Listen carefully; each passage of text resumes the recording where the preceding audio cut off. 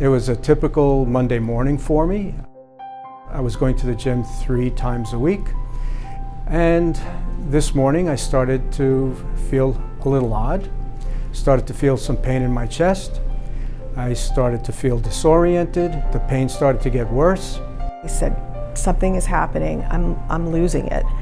And at that moment, he looked at me and he said, "I love you," and he collapsed. We were well prepared for Mr. Trimes. We stabilized his airway. We were able to stabilize his heart at that point and get our interventional team here and very quickly get him up into our interventional cardiac cath lab. Mr. Trimes had a very high degree blockage, 90% of his left anterior descending artery, otherwise known as the widowmaker. These are highly lethal types of injuries and often cause premature death. They do what they call balloon angioplasty, where they open up that artery to resume blood flow to the heart. And in his case, if that wasn't done, his heart would have died. To see him with so many IVs, and he was intubated, and he had so many tubes, and of course, he had no knowledge of what was going on, that it was heartbreaking. The team was outstanding. They were extremely competent, they were very professional, and they worked as a team. They all had each other's backs, but more than that, there was an element of compassion that I didn't expect, and they were there for me, sometimes giving me hugs. And it just wasn't the nursing staff, it was the people that cleaned the rooms. I had unrealistic expectations, expected that he would be able to be awake and whatever.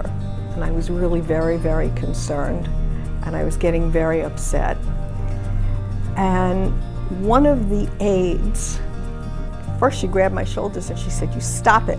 He's been out for 16 days. You're expecting too much. Just give it a chance. He'll be fine." And then she gave me a big hug and she told me to go home. And I'll never forget her for that, because she played such an important role in giving me faith. She said, "How are you?" And I don't know why, but I said to her, "I died."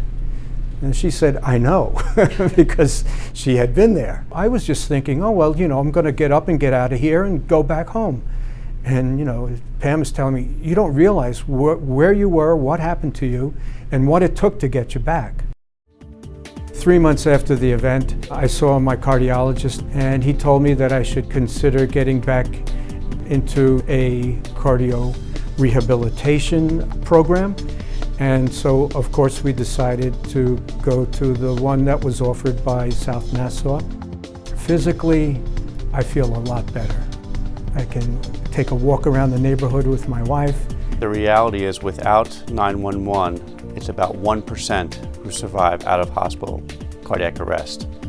Mr. Trimes benefited from the coordination of care in our pre-hospital community, with protocol-driven care in advanced cardiac life support, with coordinated care inside the emergency room and coordinated care from the emergency room to our interventional cath lab here at Mount Sinai South Nassau. I am thrilled that George wound up at South Nassau. Thank you for giving me my life back. I'm here again. If it wasn't for them, I wouldn't be. What can you say to somebody that did that for you? It brought you back.